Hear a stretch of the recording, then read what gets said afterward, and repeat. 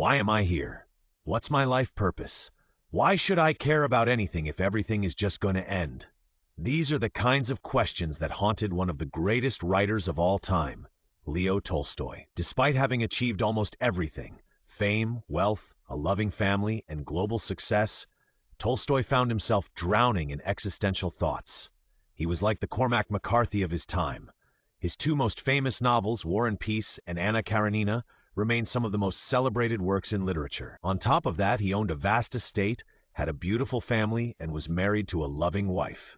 But at age 50, something inside him cracked. Suddenly, nothing made sense anymore. Nihilistic thoughts flooded his mind. All the happiness he once felt, it vanished. The man who once chased every desire, who lived boldly, who laughed freely, was now questioning everything. Why did this happen, and how did he survive it? In this video, we'll explore Tolstoy's deep inner struggle and how he faced the biggest questions of all. From a young age, Leo Tolstoy was skeptical of Christianity. He lost both his parents early in life, which left him feeling abandoned and alone. And the church? It gave him no comfort. Tolstoy once wrote, "Religious doctrine accepted on trust and supported by external pressure gradually falls away under the influence of knowledge and the experience of life." For nearly 50 years, Tolstoy seemed to live free of worry. He was rich, successful, surrounded by family. But then, something shifted. He fell into a dark intellectual crisis, a spiritual collapse.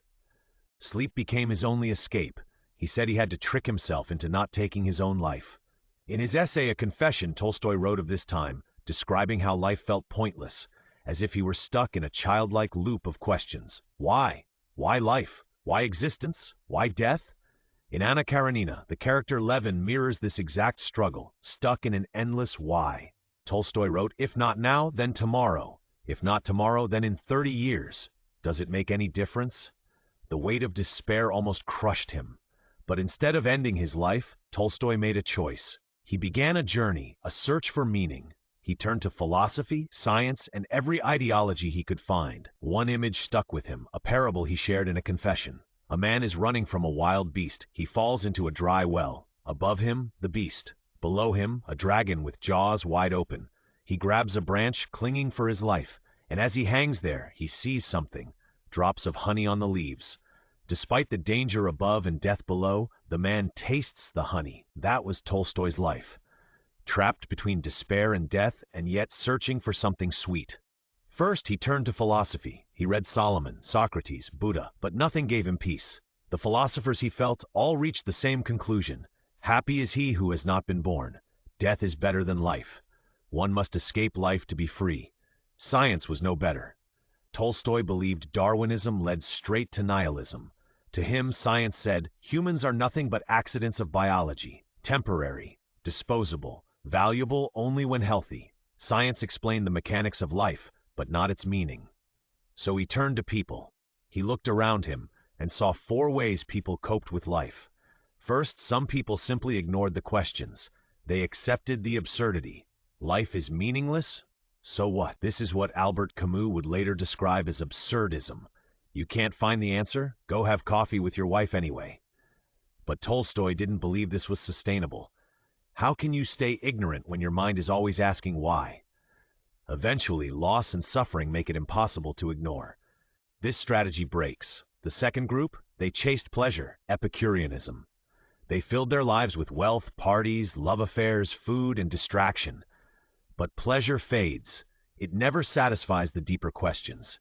It's sweet, like the honey in the parable, but ultimately just a distraction from death and despair. The third group was darker. These were the people who saw no point in living and considered ending it. Tolstoy felt close to this group, but he rejected it. And so should you. Please, never give up. If you're in crisis, keep going. The answers may not come immediately, but they will come. Then there was a fourth group. People caught in limbo. They don't find joy in life. They don't escape it with pleasure. They don't end it. They just exist, numb, suspended, exhausted. Tolstoy believed this was the weakest way to live, fully aware of life's meaninglessness, yet too defeated to act. A spiritual coma. And yet, many live like this. But Tolstoy's turning point came when he started observing the peasants, poor farmers, simple people. Despite their suffering, they believed in God. And that faith gave them strength. They had nothing, yet they had peace.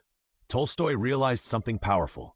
Faith, not reason, was the answer. Not blind faith, not dogma, but belief in something greater than ourselves. He saw that suffering was temporary, but the eternal God offered lasting peace. This was his breakthrough. Faith wasn't about evidence. It was about survival. It gave meaning where logic failed. And with this, Tolstoy changed. He simplified his life, gave away wealth, lived humbly, served others. His family didn't understand, but he had found something they couldn't see. A quiet peace rooted in faith. Not traditional Christianity, but something personal, infinite, transcendent.